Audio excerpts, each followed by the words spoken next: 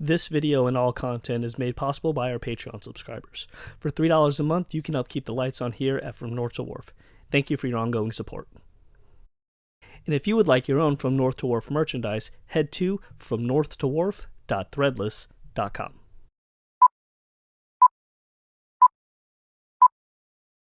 Does Hestia know you? Oh yeah, clearly, we're on a wrong name basis. And now we're here, and there aren't any monkeys being friends with lions! Okay, no one said for sure there'd be monkeys, honey. I'm not gonna arrest the moose. He's a good boy! He's a good boy! Being your muse no longer amuses me. That's pretty good, you can use that. But that's it. I'm done with your show. From the Great North to Wonder Wharf. All right. Hey, North to Wharfers, we have a very special treat for you tonight. When we started the show, we thought it'd be great if we could just talk to anybody on the show. And tonight we have the co-founder of Bento Box Entertainment, North to Wharfers, join us in giving a rousing welcome to Joel Kuwahara. Thank you, guys. I'm very happy to be here. I know I knew about you guys for a while, and I started to see some of our employees, some of our crew people like appearing and I've been wanting to do it. I have to be honest. This is my first podcast. Oh, wow. You guys are breaking me out because I was always kind of avoiding it just because I don't know. I think it's always when you're behind the scenes, you don't think anybody really wants to hear what you have to say. It's like in my head, it's always like, you know what, podcasts are for the celebrities, the people that are on camera. And I appreciate you guys asking me to come on so we could talk about Bento Box and talk about the thing, talk about like what we do behind the scenes to make shows like Bob's Burgers. Absolutely. And again, we can't thank you enough. I know our conversation kind of started at San Diego Comic-Con with us sheepishly introducing ourselves, and now it's led to here.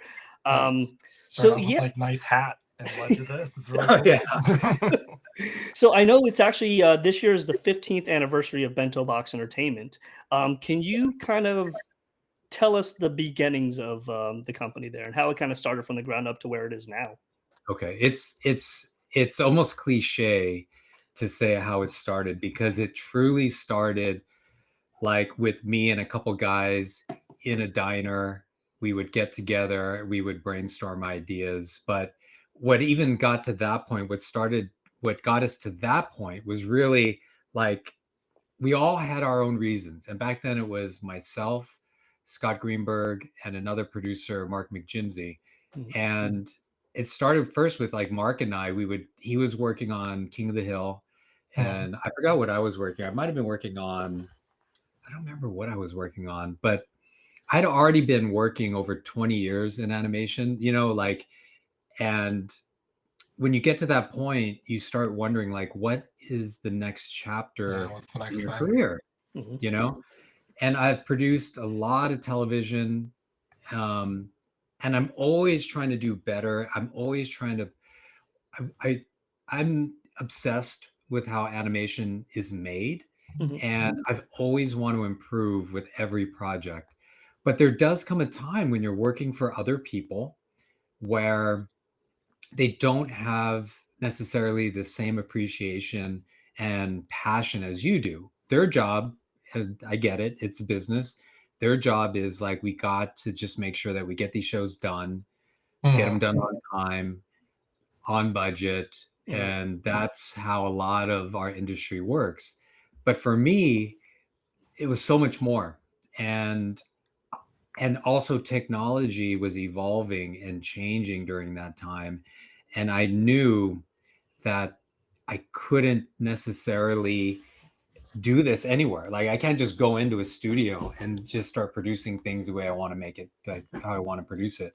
But we were all kind of like we had our own personal reasons why starting a company made sense. For me, it was like, I need the ability, I need the autonomy to make things differently. And I can get into that later about what I mean specifically about that. But for some of my producers, for my other co-founders, like one Mark, I think he just wanted another creative challenge out after King of the Hill. He had been doing King of the Hill for like 13 years. Yeah. And like, you know, you just reach a point where it's like, okay, well, what's next? And Scott Greenberg at the time, he was the president of Film Roman, but he was coming to the end of his contract as well. And he was looking to get involved in something like something new. Let's build something new again. So we would meet like monthly and we would just talk about the industry, talk how we could be different. And at the time, there weren't many studios doing adult animation because back then, the only place you could see adult animation was really on Fox. And there was Film Roman, there was Rough Draft, and that was really it at the time.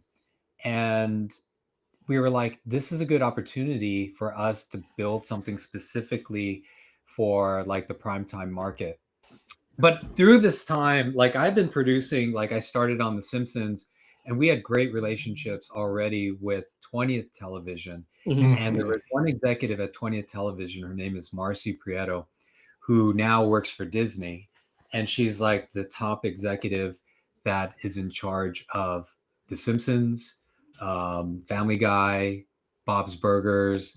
Like she has been in this industry for close to 30 years as well. Wow. In the same role, working with creators, working with Seth MacFarlane and Matt Groening. And I've produced for her when I worked for other companies.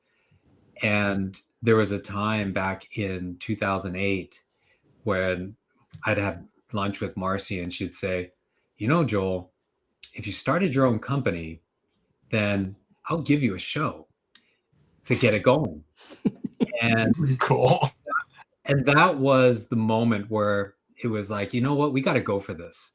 Like, and so we kind of we formed a company verbally at that point.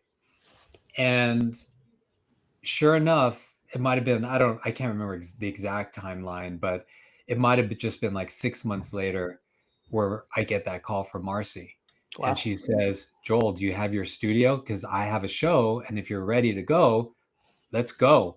And I think that's when Mark, Scott, and I were like, okay, now we got to officially incorporate. We did the paperwork. And I think that's actually what triggered actually physically forming the company. And then the first show that we got was a show called Neighbors from Hell.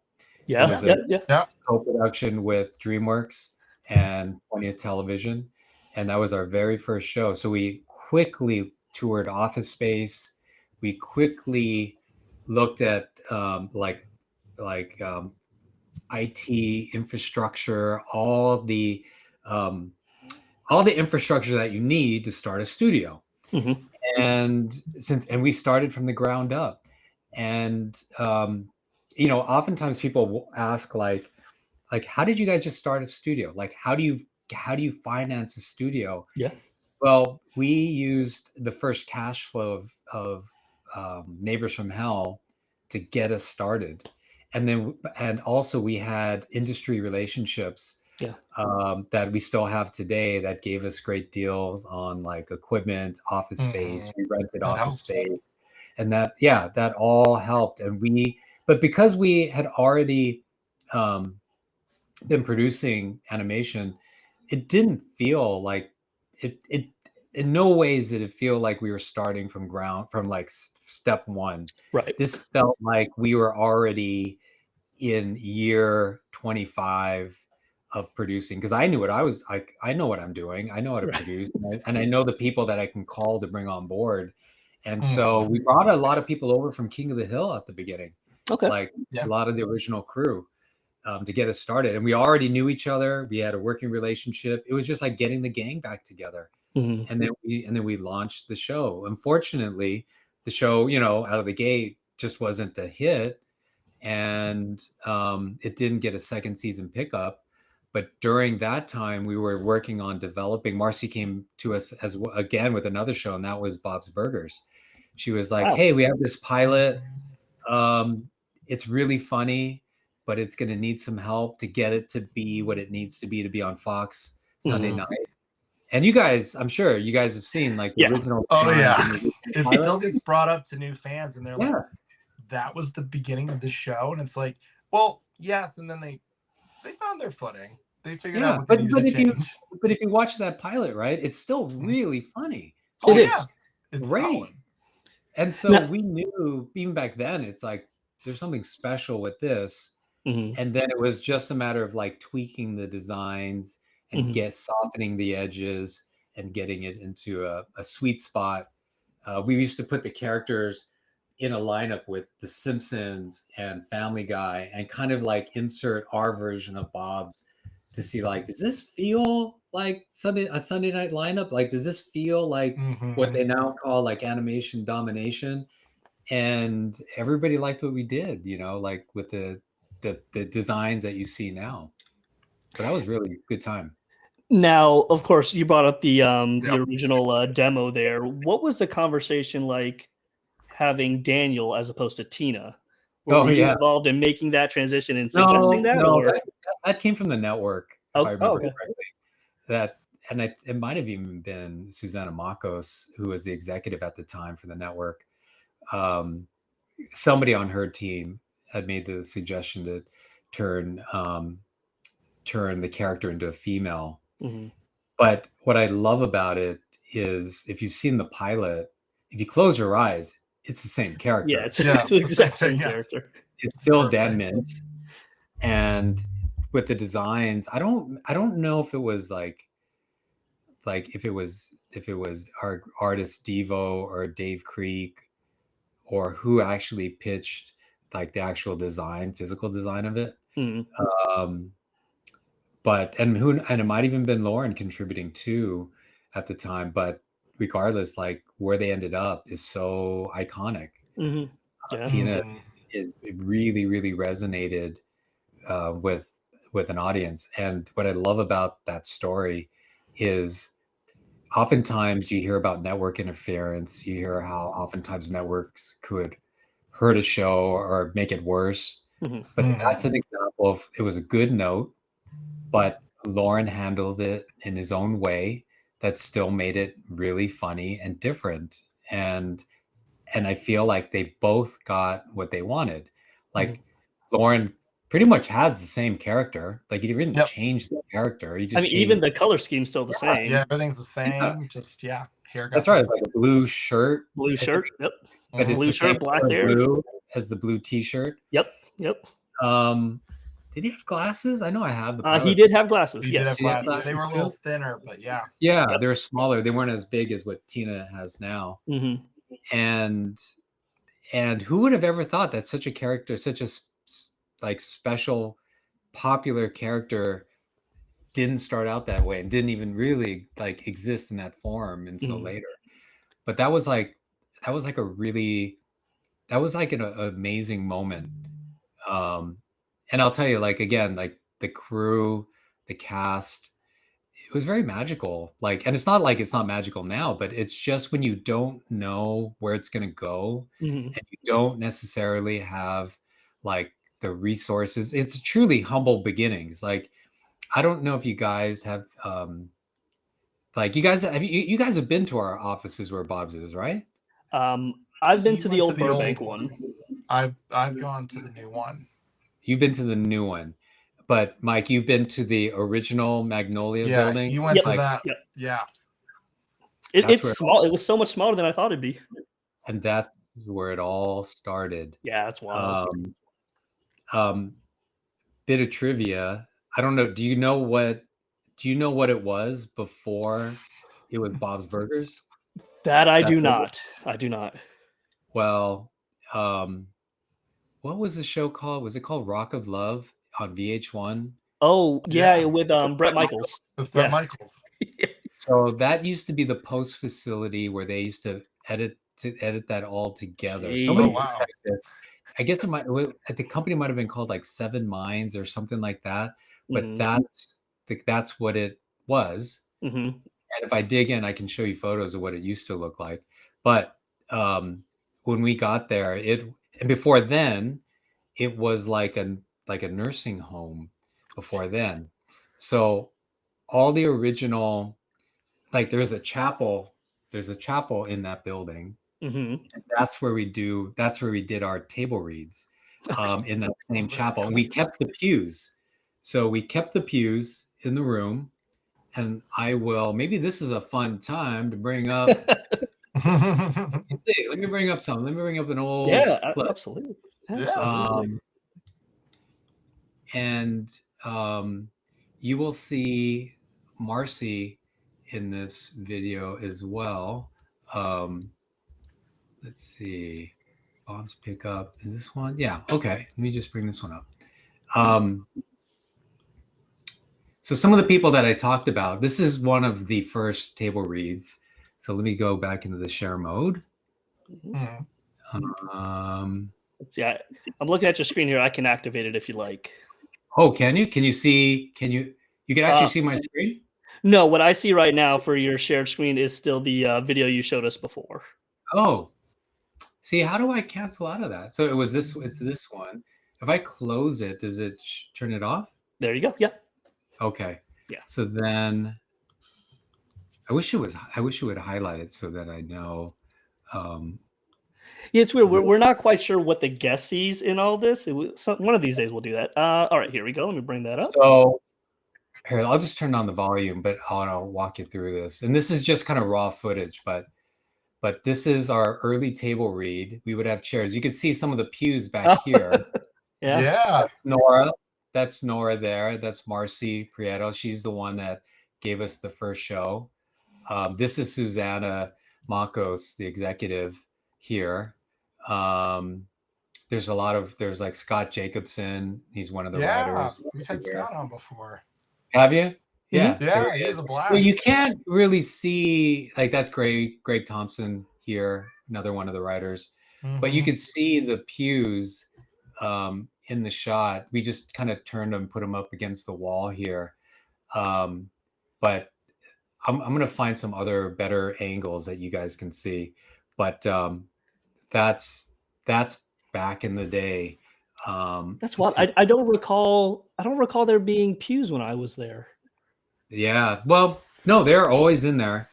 And JB, if you went to, and if you guys go back to the Bob's offices, they saved one of the pews and they put it in the writers area. So the pew is there in the writers area. Very cool. Yeah. That's what I love about the very space. There's tons of cool stuff everywhere. Yeah, it's all decked out with all like the all the toys and all the all the swag that's been made. Even the memorabilia stuff is cool. Like H. John getting dressed up for one table read and or for one recording. So they just put it all in a display. It's so cool. Yeah, it's right outside our record and mixing room right there. But those early days were like so fun because and I think this is what makes the show still very special, is that it's a lot of the same team and writing team. And I think everybody has an appreciation for its humble beginnings and where it started. And I love the crew and I love the writing staff. They're such good people. And back then it's just fun to look back at. Let me share another fun thing here, because I found this. This is when we got a pickup. This is Lauren kind of talking to the crew. This is in our kitchen area when we got a pickup. Now play a little bit of this. Not because you want to have a show on TV, but because you are broken in some fundamental way. You need to work on cartoons. Perhaps you tried everything else. I think that is ultimately, my guess, is why you're here. And, therefore, having the show get picked up, it doesn't matter. It's irrelevant. We would do this anyway. But doing it for an audience and getting paid for it are actually better than doing it in your bedroom and not getting paid for it. And I think we do have a chance at, just like they're saying sometimes on the internet, you got to read every other comment, that we were gonna find an audience that's gonna mean more to them than it'll mean more to them than it'll even seem possible. You'll meet people, and they will, hopefully, maybe even a couple of years from now, they'll tell you how much it means to them, this show, and they won't be exaggerating. They won't be just saying that because you're at a wedding and you're sitting next to them or whatever. They'll really mean it, and it will be the moment at which I think it'll connect. They'll be like, you do this because you have to, you do this because you don't have any choice, but then when you meet that guy or that girl for whom it really, really means something, then you can die. That's good as it gets. And and you walk away from that moment thinking like, yeah, God, it did something. I made something, put it out into the world, and it. But isn't that great? Like it's so true, right? Like you make those connections, you find true fans of the show, and then you're just like, wow, it was worth it. Like it actually makes your heart grow 10 times bigger. Mm-hmm. Your love for your work, the love for the show that you're working on, and that's like a fun time. Now, I know you're more behind the scenes, and obviously the fans and the fan base at large knows John Benjamin, Kristen Shaw, and all of them. But do you get the sense of how much this show means to people? I think I can only speak for myself, and my head is in the work most of the time that I don't pop it up to, and I don't pop it up to appreciate it. Like even the fact that you guys exist and that you guys aggregate from all over the place, like information and fun stuff about the show, the Bento shows, Bob's Burgers, Great North, and share it with the world. The fact that takes a lot of work, takes a lot of time, and that the fact that you guys do that because you love the show means so much. But when we're working on it, or like myself, I'm always just working on making the best product possible, and then I'm working on the next one after it, and then the next one after that. And so I'm always just focused on my work path ahead, and I don't often get to like just appreciate it, like stop and smell the roses kind of moment. And it's only maybe when we go to Comic-Con that you go, like you're in the main room and you're like, oh my God, like this is a packed room. And then there are people still wanting to get in. Yeah. And this is just San Diego. Like this is like a small sample of people that came to San Diego to be a part of this. And you forget what kind of imprint the show makes on people, and still does. It's so good. I still get people that come up to me, or like it might be because like whatever, like maybe a plumber comes over and he might see something Bento Box even related and go like, hey, Bento, I've seen that Bento. You know what? I've actually seen that studio. I drive by it in Burbank. Don't you guys make cartoons? Wait, don't you guys make Bob's Burgers? Oh, Bob's Burgers is my favorite show. They're sending me photos of them and their family dressed up as the Belchers for Halloween. And then just kind of like, and you're just like, oh my God, like these are like, this is crazy. This is great. This is incredible. And so it does happen. And it's so much fun when it does happen. And then you're reminded why we do this. But I do think that's like the best part of like, I do feel like I'm one of those people. I've got the best job in the world. I get to make cartoons. I get to work with writers, actors, artists, composers, editors, production people. As I think you're aware, like there's a whole other side overseas where it gets animated. I've got friends all over the world. When we did the Bob's Burgers movie, we had, gosh, like I don't even know, like 6-7 different studios involved in that. And these are good, like personal friends, relationships that we create and we like have bonded over. And I get to work on a fun, and it's a good show, and it's like, and I get paid for it. It's like, it's like the best job in the world. So we're very lucky. Yeah, for better or worse, the fans seem to want to use us as a gateway to you all. So they always tell us like, "Oh, this show is my comfort show. It's helped me through depression. It's helped me. It makes me feel seen." There's so many things. So you guys are you're doing the Lord's work. Oh, well, thank you. You've helped people And then, through some really tough times. Yeah, like I wish, I remember when Bob's like the first like 7 or 8 seasons, it was still kind of that what they call like a bubble show. Like it didn't quite break out. It was critically acclaimed and appreciated by its hardcore fans, but it wasn't bringing in quite the numbers that everybody wanted it to bring in. So we would get in the early years, a typical season would be an order for 13 episodes. And then somewhere during the production of that, we'd get an order for the back 9, making then the complete 22 episode order. Yeah. So it was always like, are we going to get picked up? Are we not? There was always this uncertainty at the beginning, but for like the first 6 or 7, or it might even 8 seasons, it was always like, we always did get that back 9 order. So it's 13-9, 13-9. And then there was a moment, and I think it had a lot to do with it being on Netflix. Like a lot of people finally got to see it on Netflix, and then they liked it, and they started to binge it. And then I felt like that was a turning point.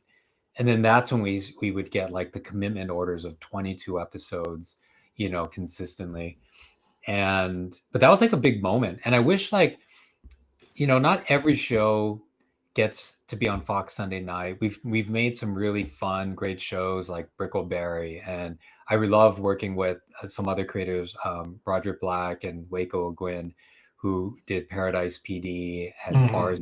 Those guys are really funny, a pleasure to work with, and it's always hard to get the eyeballs because they don't create shows that are quite right for the Fox Sunday night, but they go on the streaming service. Like they've been on Netflix and then originally they were on Comedy Central, but it's hard to get eyeballs, and there's so much content out there. It's hard to rise above all those shows, just break those waves and come out.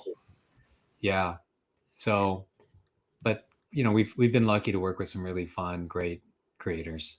By the way, at some point, I need to get myself a North to Wharf. Sure, a Wharf. What is it? Wharf to North? North to Wharf. So it's essentially the actual full name of the show is From the Great North to Wonder Wharf. So essentially covering. But let me ask you guys, people know the Wharf, like in popularity to the Great North. I appreciate the Great North being first, first the Great North and then the Wharf. But did that come up organically in terms of a name? And what other names? I'm curious. What other names did you guys think of before From North to Wharf? No, that was a process for a little bit. Essentially, From the Great North to Wonder Wharf, that was always in that order. It didn't dawn on me. It's like, oh, one show's above the other. It just phonetically, it just worked for my ears that way. Just, from here to here, From the Great North to Wonder Wharf. I don't know why it just rang my ears easier. I think our first logo was part of that too. It was a compass. So it was like we were trying to incorporate the North to be the top. So it was like From North to Wharf. And then the W was supposed to be on the West, but it just didn't work out. We just we're like, logo wise. So that means you guys didn't when did you guys found the kind of like your podcast? Was it obviously it happened after the Great North? Yeah, right? This was right in the middle of the pandemic, actually. Like 2020 or 2020? 2020, yeah, because we were still on lockdown at that point. It was before the movie. I had ended my old Bob's Burgers podcast, Let Us Catch Up. Oh, that's right. I remember that. Yeah. And then JB had messaged me asking, "Hey, I see that this ended. Do you still want to do something?" I was like, "Yeah, absolutely." And then, here we are. Yeah. Wow, that's really cool. Yeah. And if we still had Central Park on the air, then it could have been from north to central to the wharf. Oh no, that doesn't work. I couldn't find a way to shoehorn that in, so we added it to our logo, though. Yeah, we did cover it. We loved it. Yeah, because at that point we had logos of Bob's, Central Park, Great North, Duncanville was in there as well. Yep. So we had covered everything, but essentially we figured, what's the two farthest points? Alaska and New Jersey. So that'll cover everything in between. Everything in between. Yeah, But and you then know the what? logo. No, I was go like, the ahead. logo we just stole from the North Face. We just split it in half. Yeah. Okay. I'm glad you brought up Duncanville too, because that was a lot of fun to work on, and I really felt like I think we were in season 3, and we are hitting a really fun groove with it, with Mike Scully and Julie Scully, the creators. And Amy Poehler is so like nice, and like she's amazing. She's so good. And with everything that she has, like she's so busy doing a million things. I was always amazed how like much of herself she would give to the show, like when she would perform Duncan. And it's unfortunate that didn't get picked up, but I really enjoyed working on that show. But like Mike Scully and I go back from The Simpsons back like in the 90s. So for me, it was a real treat because I got to work with them again. I happen to have this on my desk. This is me on The Simpsons in the red jacket, if you can see that. Nice. That's the trailer that we used to work in on The Simpsons. So if anybody school trailers. Yeah, it's a double wide. And if anybody thought working on The Simpsons in those early days was glamorous, the same thing, like humble beginnings, and it just makes it all that much more special. Like when you're scrappy. Gosh, I got a collection of like photos and all kinds of things, but I'm just seeing if there's anything here. What other questions you got from you guys? Well, coming from the humble beginnings, as you put it, to now having 3 out of the 4 shows on animation domination, how does that feel? Because you got Bob's, of course, Great North when that comes back. You have Crapopolis, Universal Basic Guys is the new show, Grimsburg when that comes back. Bento Box is essentially we've kind of Fox Animation at this point. Yeah, the animation domination. It's so much. I mean, I feel obviously very fortunate and blessed that that Fox, like when we just kind of like we started Bento Box 2009, 2019 is when Fox was knocking on our door. At the time, it was Charlie Collier, who was the current CEO at that time, and to hear his enthusiasm for what we did was one. It was a little disarming a bit, because it's like this big CEO like loves what we do. Like you don't hear that too often. And he invited us, me and Scott. Mark had retired at that time, but he invited me and Scott into his office, and he was just so passionate about animation, and they had already sold their assets to Disney at that time. So they were looking to rebuild. And yeah, we were everything that they were allowing us to stay fairly autonomous at the time, to develop and create and keep things just humming along. And Fox has been a really great partner, honestly, ever since. So I feel very fortunate for that relationship to grow, and for us to be, obviously it makes sense, right? We're going to be their main source for animation production. Yeah. Their shows. And I think from that, all the shows are so different, and also they're produced differently in terms of like style of animation. And for some of the animation like nerds out there, Bob's is still animated traditionally by hand, frame by frame. Oh, wow. Okay. Overseas in Korea. That is a bit of a legacy from like when we did The Simpsons, King of the Hill. We showed Lauren, liked more the hand-drawn look. But a lot of our other shows like Grimsburg, or like season 2, did we do all of Grimsburg? We may have done a couple episodes. Yeah, season 1, half of it was done traditionally, and the other half might have been rigged. And then season 2 is all rigged in harmony.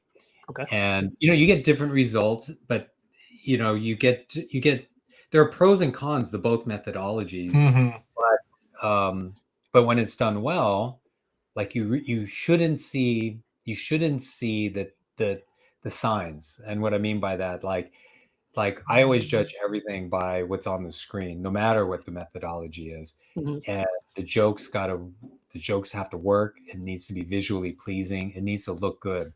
But as technology evolves, as technology develops, you start trying different techniques to get better results. So anyway, it can get very like in the weeds. If you guys ever do another podcast called Animation in the Weeds, then I'm happy to be a part of that, and then we can really do a deep dive into how animation is made. So I will say this: a lot of our guests that we have on, Bento stuff and Bob stuff, is maybe just 10% of it. The rest is like animation, how it works, how they've been brought up in the business and how they got to where they were. And it's just like a small smidge is Bento and Bob stuff, which is fascinating for us. Because everybody starts in different places. It's crazy just hearing like there's a guy at Bento who worked on making army training videos. And then somehow who was that? For the life of me, I can't remember. I know who you're talking about. For the life of me, I cannot remember. He was from Cincinnati. I'm blanking on his name. Sorry, that does not help me at all. Cincinnati. I know. I will literally look at our Instagram tonight and be like, oh, it's him. He just had a kid too. Oh, we'll find it later. No. Oh well, I don't. I will find it. But one of our supervising director on the Great North just had a kid 5 weeks ago. And is that Damon? Will Strode. Okay, Will Strode. Yeah. I know Damon just had a kid too. So Damon. Oh yeah, Damon. But we had him on here too. Oh, Damon, Damon's great.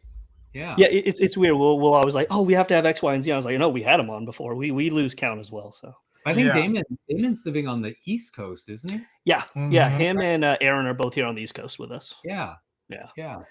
So, but let's talk about the Great North a little bit. Absolutely. Yeah, absolutely. It is called From North to Wharf, guys. We got to cover some of the North. So Great North right now going into its 5th season.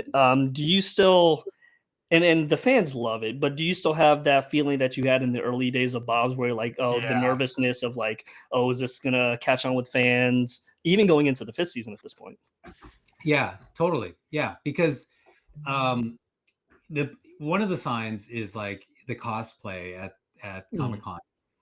You don't see much Great North cosplay. Like my goal is to start seeing people dressed up as Beef or Judy, or Moon. I did look for a bear suit for last year. I could not find one that fit my needs. So but like with Bob's, like, gosh, that first year, like you're just seeing Linda and Bob Belchers everywhere. And I do think it helps that it's pretty easy to put together those costumes. It is. But the Great North, and I'll tell you guys, we just got season 5, episode 3 in. I just saw it last night. It is really good. Like it's like when you first get what we call the take one. The take one is the first like take of animation after it's been animated. It could be rough, and any show could be rough. First episode of Bob's, first episode of The Simpsons. This like season 5, episodes 1 and 2 were good, but there were like some issues that were like, okay, we know what we need to fix, things we need to punch up. But episode 3 came in. I'm like, this is like, we could air this. It's like, it's good. Not only technically good, the jokes are landing. Like we kind of dialed up some of the visuals a little bit more with the art direction. And we've been doing that a lot in season 5. We've been dialing it up where we can to give the world of Alaska kind of like it's fair, like pay fair, like what it should, like Alaska is so beautiful. We want to give it justice basically. And see where we can do without it being distracting. Like you don't want to dial it up so much where it's like, oh my God, too much. Dial it back. It's like you got to make sure that the characters still are what people tune in for. But you want to make the world inviting and beautiful. And so we're doing it subtly. We're not like, hopefully people won't necessarily notice, but they'll feel it. Like they'll feel the difference. And it's really coming along. What is our next episode? Our table read, I think, is 20 this week. We're table reading episode 20, so we only have 2 more to go for season 5. All the scripts, and this is to the credit of Wendy and Lizzie, the creators, the Molyneux sisters. Yeah. Like that the scripts have been really good. We haven't gotten hardly any notes from the network. They just give us like they give their notes, but they're never like, oh my God, like this one's going to be a problem. Like you do get those sometimes from I've been on other shows where it's like the notes are so heavy. They're pretty much saying like, you guys need to do a major rewrite on this one. Right. But all of them for the Great North, and we keep knocking on wood. I'm knocking on wood again, that I feel like a bit like the Dodgers here, Mike, wearing the Dodgers hat. We're on a run with season 5. We've got a few Shohei Ohtanis on board, hitting homers and stealing bases. Our ERA is getting pretty good. That other shoe's got to drop sometime. I know. I keep waiting, and we're prepared for it too. We're like, with our producer David Wilcox, who's our show producer. We're waiting for it. Like every show has the other shoe drop, and I don't want to jinx it. It's still, we've got 2 more shows to go. There are 3, 20, 21, and 22 to get through. It could still happen, but at least it's at the end. It's the worst when you're like episode 5 into it, and then the shit hits the fan. Excuse me for cursing. Yeah, everything is bad, and then it's like you're putting out fires. But the team, the crew on the Great North, we're in a groove. Everything is looking good. Our animatics are looking solid. And then animation is always a little bit of it's a little bit of a question mark. We have meetings with them regularly. Zoom makes it much easier to stay in communication with them. And we do, we're in communication daily with them over email. But we also have an employee, an animation supervisor that lives in South Korea to kind of represent our best interests. It's very common in animation to have like what we call an overseas supervisor that plants themselves in the studio. They work with the Korean artists. They help with the communication. They help us if anything is looking problematic. They will notify us so we can kind of work together to solve them. And the animation, I see an improvement in animation in episode 3 that I'm very happy with.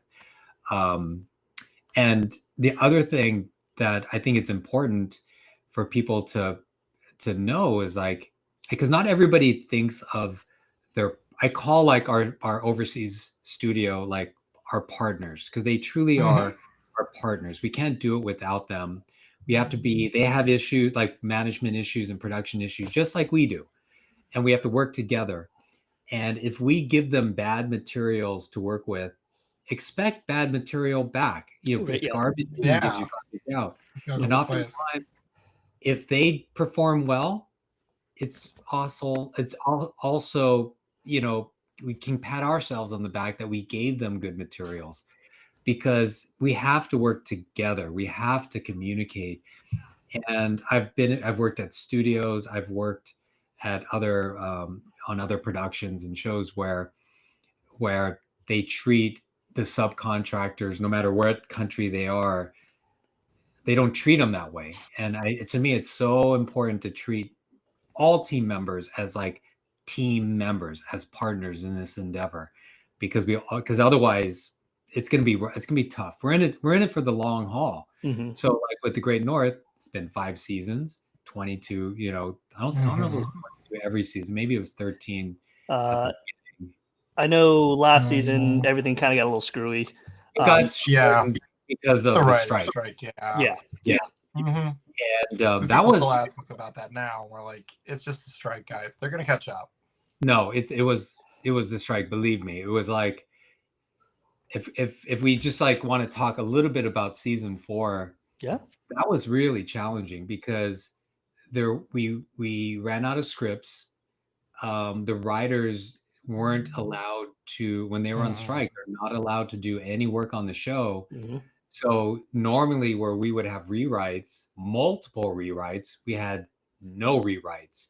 So when we talk about the take one coming in, the take one came in, and the take one is like, oh man, like how do you could see the story issues, you could see some of the joke issues, and it's no fault of anybody. It's like we didn't get to complete the work.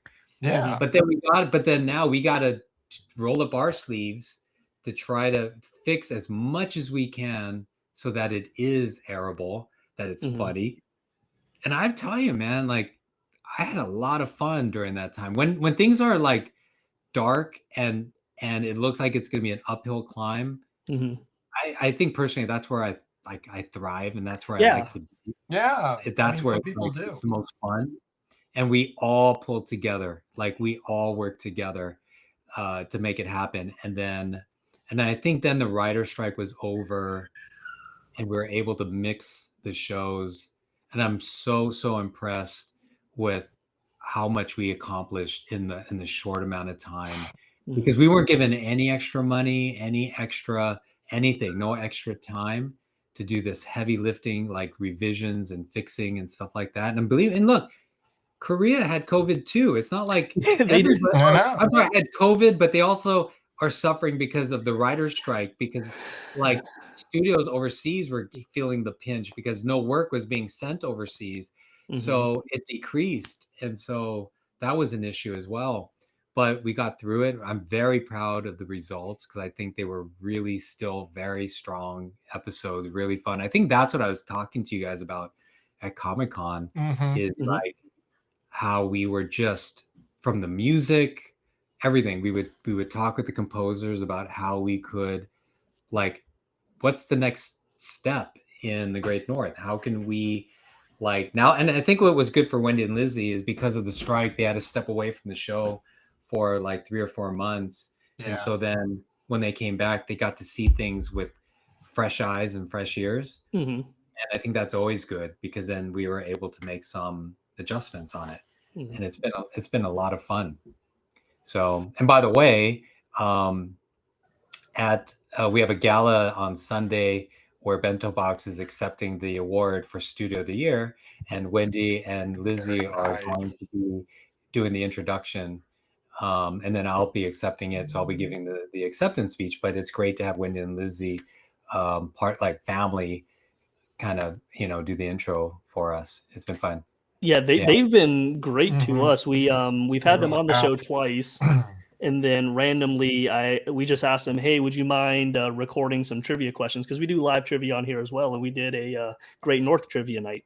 And they recorded 4 questions. And the fans got a kick out of it because here's Wendy and Lizzie just asking trivia questions. And it's great. So here's a bit of trivia. Before Bento Box, I produced Wendy's first animated show for 20th Television. It didn't get picked up, but it was her first animated project, and I was her producer, and that's where we met. Even before she got hired for Bob's Burgers. Wow. So I've known her for over 15 years, and yeah. Well, then that kind of leads to my next question is now we got the story from Wendy and Lizzie, how they talked to Lauren about, hey, we want to do the Great North, X, Y, and Z. But what was the pitch to you when that came across your desk? That one I wasn't involved with. Okay. How that part works is they pitch it to that same executive that I mentioned, Marcy. Marcy, okay. So they pitch it to Marcy and her team, and then they work up they have to oversee the creative and make sure that that's what they want too. And then there's also the business component of it as well. I do believe it's a co-production with Fox Entertainment as well. So Bob's is wholly owned by Disney, but The Great North is more of a co-production between Fox Entertainment and Disney. Okay. And so there's a certain like business side that they need to work out and get all that part in alignment. But there's a lot of hoops to jump through to get a show greenlit. Yeah. Yeah, they said it took like almost 5 years to get it lit. Yeah, and so when I get involved, really, and I believe a lot of the early development was handled more internally with Lauren. Like Lauren has a team that he works with to do some development. Mm-hmm. But it was greenlit. Once it was greenlit, then we get involved. Yeah. Okay.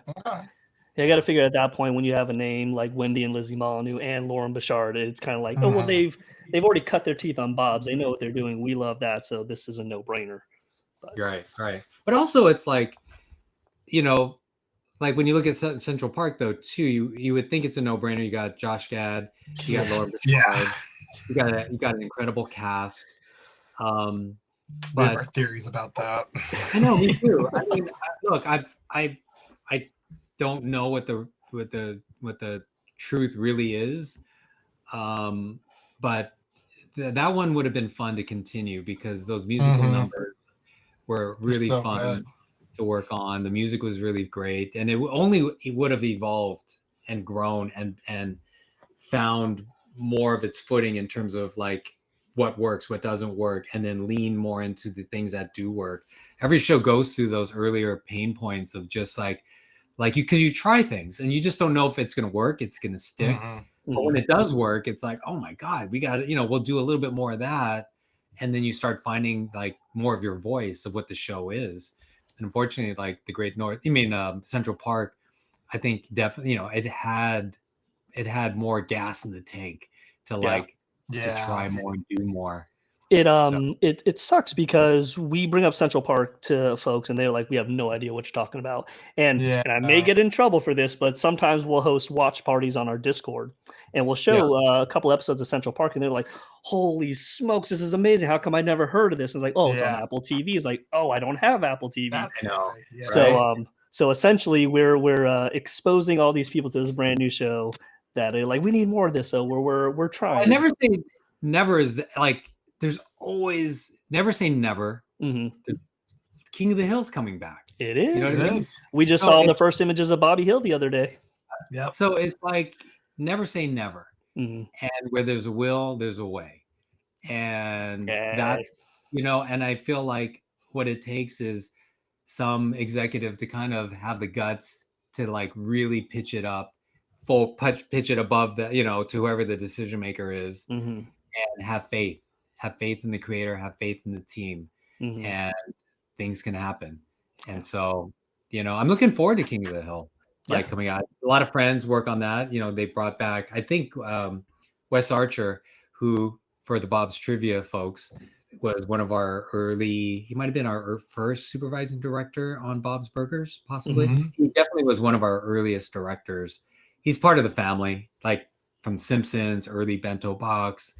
He will always be part of the family, and he came from King of the Hill too, and I believe he's like on like the new series, and I think they brought back a lot of key people, so it should have that look and feel, that's familiar to the fans out there, but evolved. Yeah, and I just heard nothing but good things about it. The new updated version. I'm excited for it. It was a show I always watched as a kid, so I'm super excited to see what they do with King of the Hill.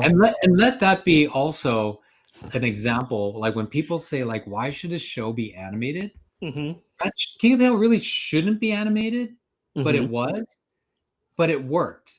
Yeah. So like I've heard plenty of and this is for like a lot of kids out there that want to create their own show, that you will hear that time and time again from an executive saying, well, why is it animated? Like you need a talking animal in there, or you need a space alien in there, or you need like, why is it animated? Well, look at King of the Hill, bring up King of the Hill and be like, King of the Hill doesn't have that. They don't have a talking animal. And it was on for 13 years, one of the most successful animated shows.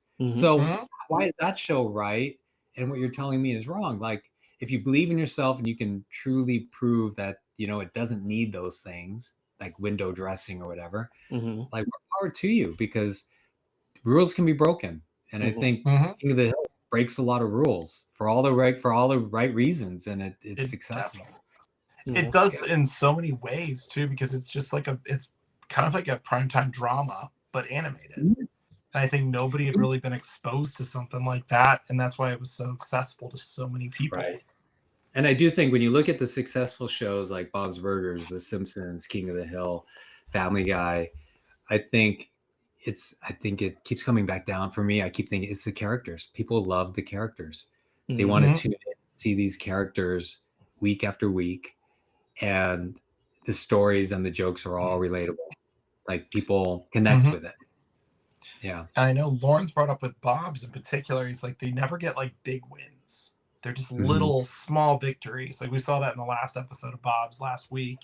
Just like every character got a little win. And it's like, for us as like just everyday people, that's so relatable, because it's never going to be like, oh, I got this huge thing. It's like, no, I got the little thing, and that was good enough. Yeah. And exactly. And then the family, there's that family appreciation and love for each other. Yep. Yeah. It doesn't take much to rekindle that relationship within the family. You know what I mean? Like, yeah, that's the thing we've pointed out in the past, especially with Bob's and the Great North. It shows families that aren't afraid to love each other. Nobody's the butt of the joke. Nobody's getting farted on. At the end of the day, these are 5 people, however many people, who actually genuinely love each other, and they may rib each other from time to time, but at the end of the day, there's that family love, and that's more relatable than anything else, I'd say. Yeah. And it's crazy that, like, no matter what the topic is for Central Park, Bob's, or Great North, they tackle big things, but they do it in a way of showing like there's acceptance and love regardless of what it is. And even if they do like disagree about things, they talk about it and they air it out, and they're just like, it's going to be fine. I wanted to show you guys a couple more things real quick. Absolutely. I don't know why. Hold on, let me go back. I know where I wanted to show you that table read room, to be honest. Yeah. Because I just find it fun. And I'm going to go back into my archives. By the way, if you guys, I'm going to share this one real quick. People often think like our Magnolia building was our very first building. But I'm going to, let me just take a handful of these photos, and you and we will just go down memory lane together. Sounds good. Nice. And I will just open them up and not know what I'm opening up. We will just see what we that's the best way to do it. Yeah, it's the best. Probably get something out of H. John's mouth. It's probably horrible, but we'll be fine. No, this is even before that. Oh wow. Let me just see. Gosh, unfortunately, like some of these out of context, they aren't going to make much sense. But hold on one sec. 1757.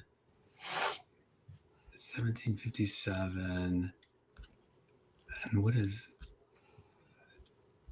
Gosh, I wish here. This is our very first. This is our very first table read for Neighbors from Hell. Like, this is what it was here. Like, it was just like it was like in the top floor of a building in Burbank. It was very small. Wow. This is the fold-up chairs for more people to sit. They had some great windows. This is the Burbank Hills. Yeah. One of our first computers. You can see it. This is us buying a bunch of Cintiqs. This is us. This is when we got the big order of Cintiqs. This is us assembling everything. This is Melissa. She was one of our original producers on Bob's Burgers. This is Ryan Corbett, who is still an associate producer on Bob's Burgers now. And even right here, the back, this is Brett Coker.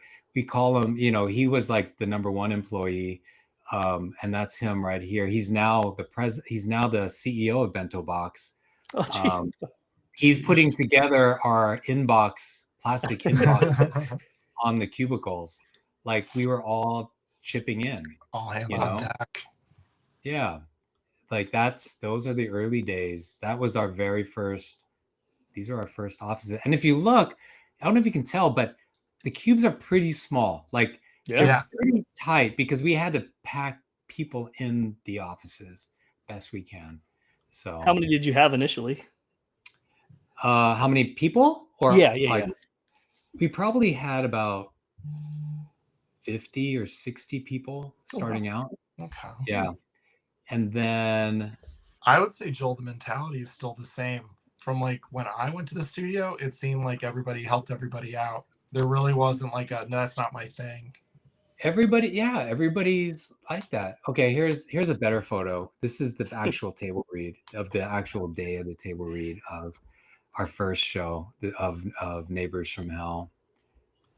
So this is a better angle of it, but that's like oh my God, I can't believe I'm blanking. The former chairman of Fox Television.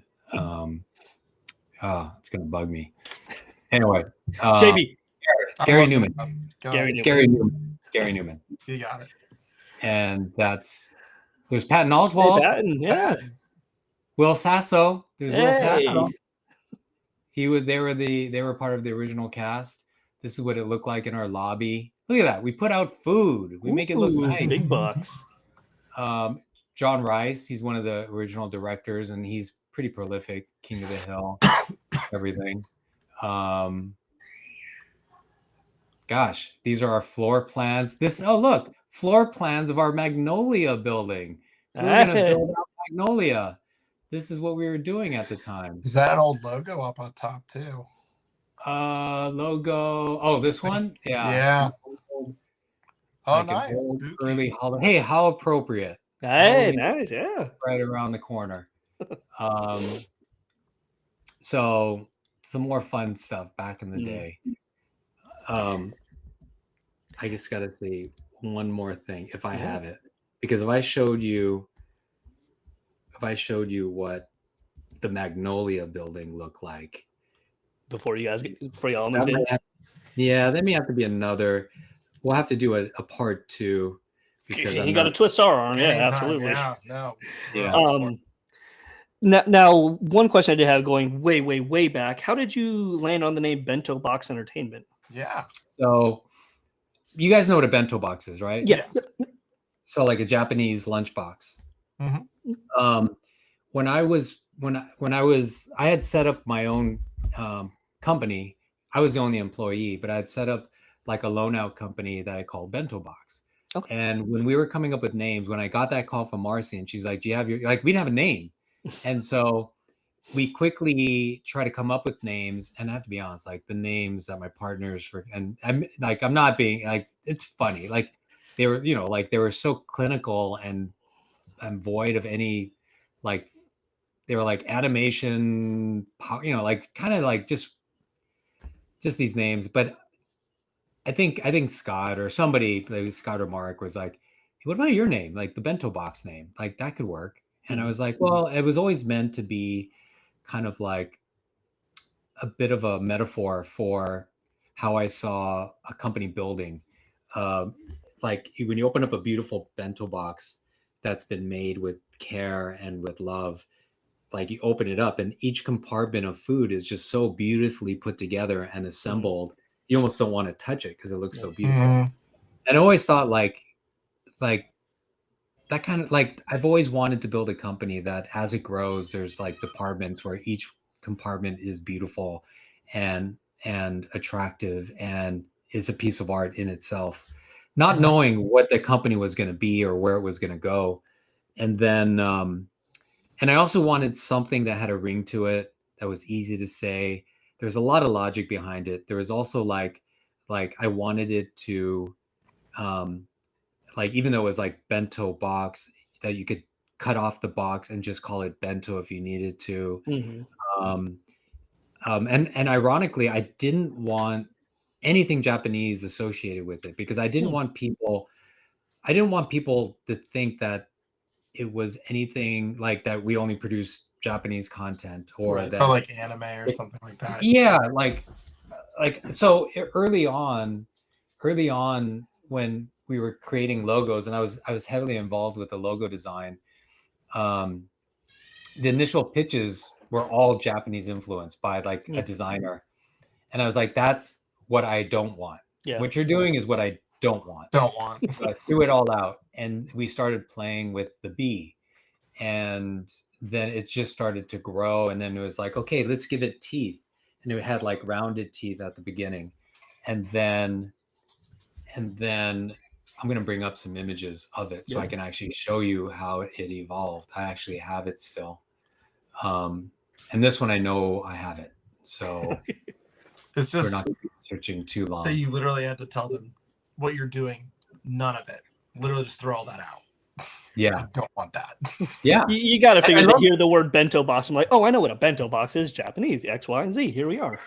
And the people that did it, no offense to them, like, of course you're gonna start there. Yeah.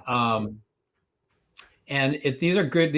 I just talked to the owner of the company. They're called Adolescent out of New York. They do graphics, they do logo design, they do amazing animation. The owner and the wife are good friends of mine. And they've helped me on multiple things. And so I'm gonna actually show you the page of the early designs. This should be fun for people that actually might care about this kind of stuff. Yeah, you're looking at two of them right here. Yeah, you are. Yeah. And so let's take a look at some of the early design. Like, this is after we eliminated some of the Japanese elements. So these are some options that we looked at. You can see this is an early version. Yeah. Came up here with the rounded teeth. Was the original name always Bento Box LA? It was Bento Box LA because, and the reason was because like, and that was my company. And it actually was my company, Bento Box LA, because my goal was like, you know what? There's going to be a Bento Box Paris. There's going to be a Bento Box, like whatever, a Bento Box Mexico. Like, I just was going to add the cities after each, incarnation. But then you could see like all the different versions of Bento Box that we started going through. Holy smokes. Wow. I don't think I've shared this, but look at this. See, like this was a treatment where I was like, I like this one. I like that one too. The logo and everything. So we kept that. And then unfortunately I don't have the ink, but I can tell you the story of the rest. So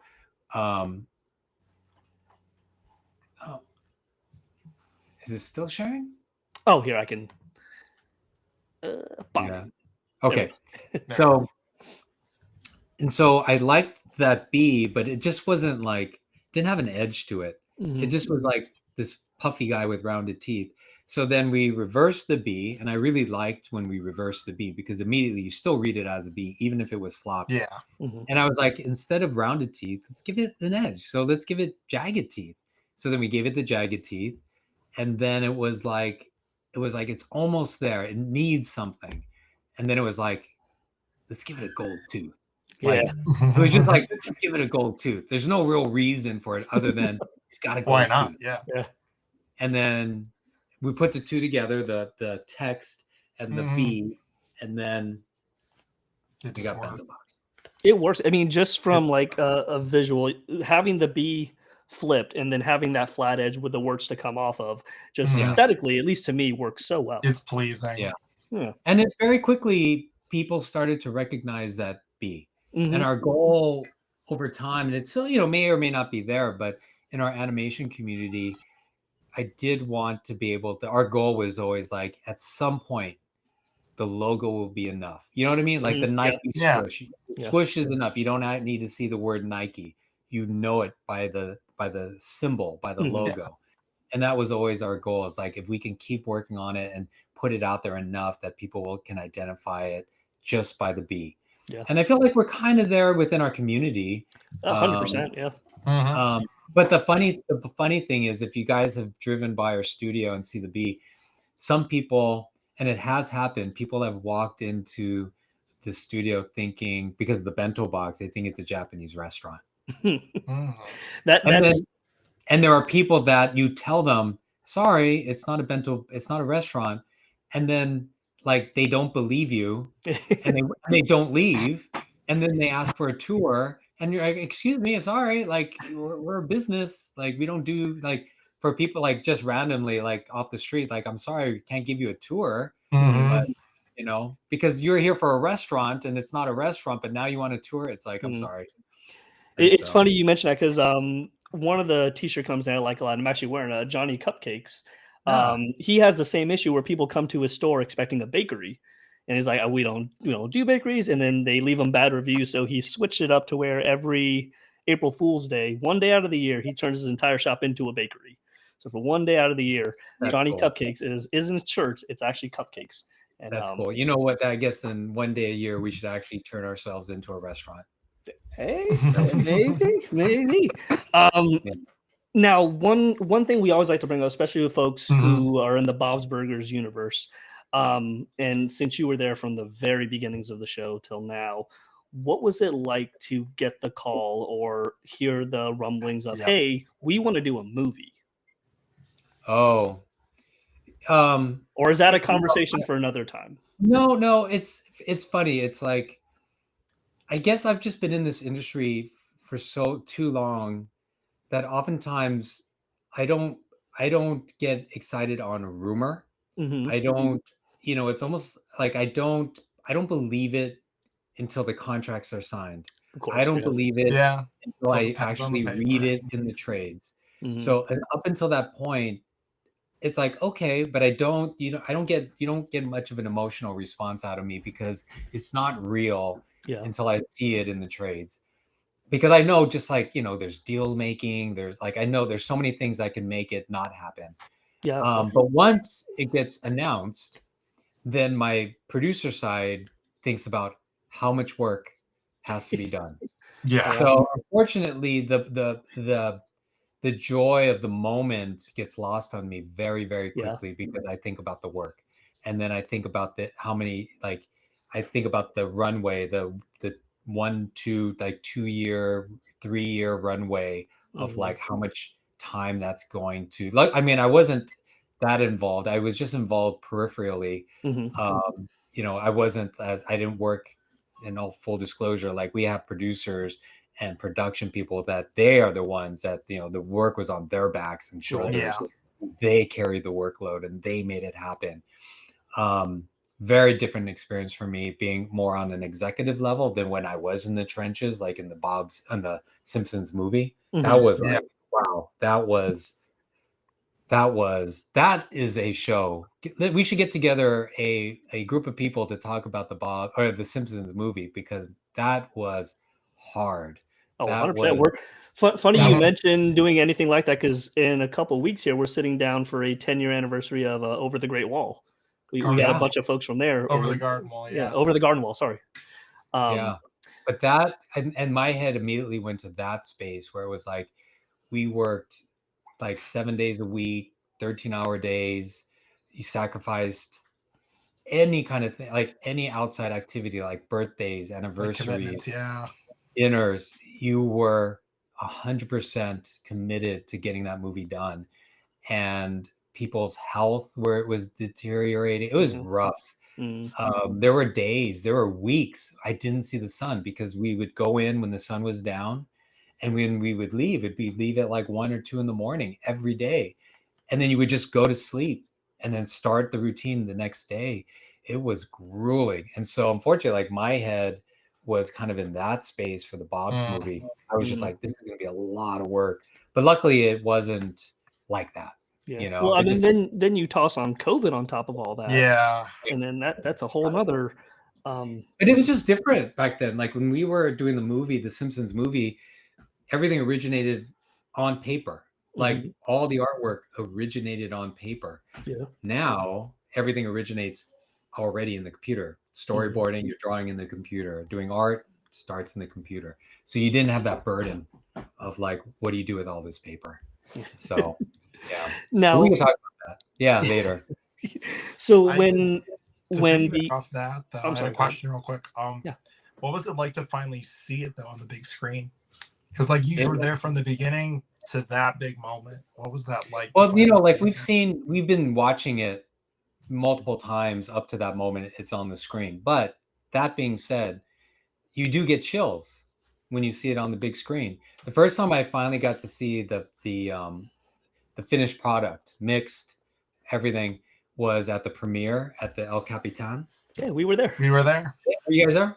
Yeah. And you get goosebumps. Like you get Yeah. chills because it's just like, wow, like this is like all the hard work everybody put in. Like this is the reward. Like seeing it on the big screen, and I do get chills from that. Absolutely. Now, when all the contracts were signed and it was like, yeah, we're doing the movie, it's a go for sure. Did you feel at that point that the show was in a place to do a movie, or he's like, oh, I don't know, maybe we need a couple more seasons under our belt? Because at that point, we were at, like that's not 6, 7? that's not like I don't even like that's for Lauren and Nora and the creatives to like for them to figure out. But if anything, like I think we all had faith that they would come up with a compelling story idea. Mm-hmm. So I see what you're going getting at in terms of the question, but like I'm sure Lauren stressed about making sure everybody was happy with the story, but I guess I just had faith that the script was going to be good and that it was, and it was fun, that there's enough fun like set pieces to really have like fun in the animation space and everything. But also like the director Bernard, have you guys interviewed Bernard? No, JB's chatted with him a couple occasions, but yeah, he's great, and he's so amazing as a director that the show is just in good hands. Like so when you have good people, and you have faith in them, and you believe in them, like I don't know, the worry starts to fade away, or maybe it's not even really there. And I guess sure that's a lot. It's putting a lot on people to actually execute, but they did, and I think they definitely showed you they could too over the years, so it makes it a little easier. Yeah. So that was a good moment. That's like a big reward moment, sitting in a room full of people watching the final version of it. That was great. That was nice. Yeah, I remember us all sitting in the audience there. Lauren had come up, did his introduction in the beef squash suit. Yeah, burger suit. And then the lights went off and we hear the intro, but then it's Bob's intro. And then you see the Wonder Wharf at night, and you just see like whatever the card read and everything. And you just get these goosebumps. As a fan, you just get these goosebumps, and then you get teary-eyed because you're thinking, we've watched this show just on a tiny little TV for all these years, and all of a sudden this is a legit movie. Everything's crisper, everything's so much good. So much more, and it's just amazing. And I'll never forget that, because me and the people surrounded, everybody just kind of like gripping the chairs and just crying, especially when Lily comes up and everybody's just crying. So even like the jokes, just like literally laughing as a group. Like usually you just watch it at home with like your spouse or like a couple friends, and then now you're in a room of like hundreds of people laughing, and you're like, this is great, everyone loves this. Were you guys expecting a murder to happen in the first few minutes? No, I wasn't expecting a murder at all. No, not even close. Sorry to spoil it for anybody that hasn't seen it, but you should have seen it by now if you're watching this podcast. Yeah. I would be mad at our fan if they had not. But like, I remember reading that and being like, whoa, a death? Like an actual death? Crazy. Like it's fun because when the trailer was released, and this is a quick funny story, the trailer was released on the college football national championship game. It was teased, hey, we're showing it during the game. We hosted a live just hangout on Instagram. Unbeknownst to us, it didn't show until like 3/4 of the way into the fourth quarter. So we hosted this 4-hour long stream for like 30 seconds. Watching the football game, talking about Bob's over it. So literally we just gathered all the fans who hated football just to watch this game. We sat there for like 3.5, 4 hours. We got booted off of Instagram because they're like, you only do a 3-hour feed. So then we had to start another feed. It was just fun. It was just But- crazy. But that's the power of the show that you all do is Mhm. people are willing to sit through a 3-hour football game for a 30-second little trailer. Yeah. Instead of just waiting the next morning to Which see we it come totally on. thought was a Burger King commercial. We're like, We thought it was this is a Burger King commercial. And then we heard that, like, you get it. And we're like, that's not a Burger King commercial. And then it was like, no, it's Bob's. This is it. Yeah. And everyone just got real quiet. Yeah, No, no, it's a it- good time. But it's funny though, hearing even your story of the early days of like gathering up the fans, and it's like it's nice to hear that fans would sit through all that to watch. It's a lot. We do take it for granted. I guess seriously, it's like when I'm walking around the studio now, Mhm. and JB, as you were mentioning, all the like the toys and the merchandise that's decorating the walls. I do find myself like walking through it. Just there are moments where I'm just like, wow, like I remember when this wasn't even a dream yet, because we were still trying to make the show. But here it is, like these are real products, these are real things, all decorating our wall, and like we're still making the show, and it's like it's fulfilling. Like it like warms your heart to feel that kind of satisfaction, having worked on something for so long and have it be part of our Bento like family of shows.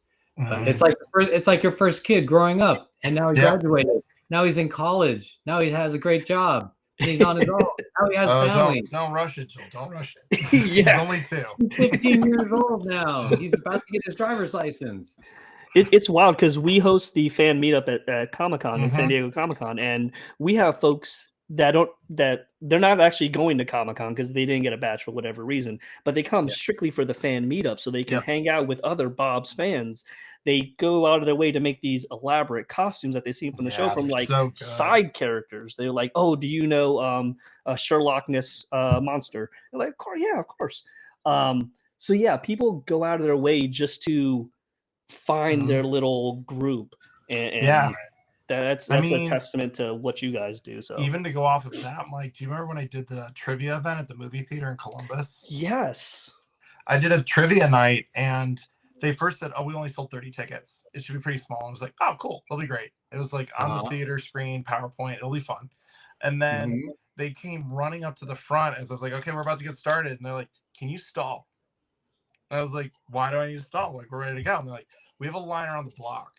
People found out about this on Reddit and they went nuts. So now they're here, and we have like 200 people that need to get in the theater. So I stalled.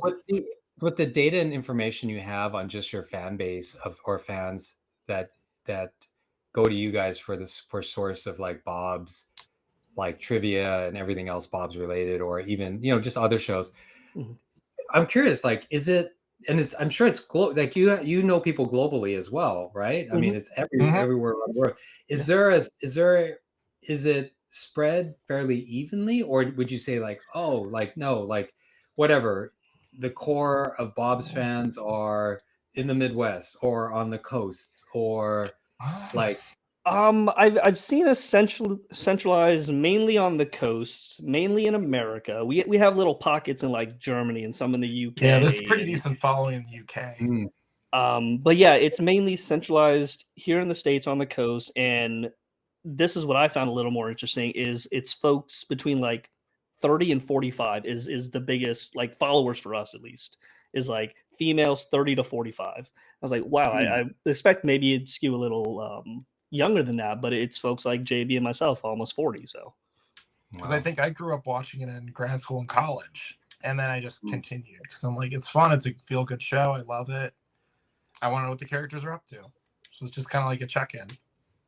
That's great. I know we had folks in Japan who like, hey, I have to watch it on VPN, and I pull it up on Hulu. We have folks stationed out in Japan or Korea or all these other places that they just use their VPN and they watch it wherever they can, or however, whatever means they have to. But it's all over the world for sure. Yeah. The funny thing is, when I was on vacation with my wife in Japan, and I actually saw like it was bootleg like Bob's Burgers T-shirts, with some Japanese writing on it. I think I took a photo and I think I sent it to Lauren, because to me it was like, it's a hit, because like you're seeing it here in Japan and it's bootleg. Whenever you see bootleg, you know made it. So, yeah. Yeah, it's those bunny ears. The bunny ears. Yeah. Anywhere, it just iconic. Yeah. It's iconic there. Yeah, But absolutely. I wanted to thank you guys for letting me be a part of your world as much as you want to hear about my world. I think this was fun. I had a great time. Well, we really appreciate you coming on, and like I said, if you ever want to come on again, now that you know that we're not scary, we'd love to have you on anytime. Not scary. You got great beards. Thank you. Envious. Would love I'll to say, hey, I'm Filipino. We don't usually grow good beards, but I mean, this one came in pretty nice. So then us Japanese, we struggle with it as well. But you got a good head of hair, so. No. Oh well, thank you. Yeah, you used to have a full head like Joel, and then just went down. Well, there you go, Norta Warfers. This has been another episode of From the Great North to Wonder Wharf, your unofficial one-stop destination for bento box information. As always, I am Mike. I'm JB. I'm Joel. And we will see you next time. Good night, everybody. Thank you, guys.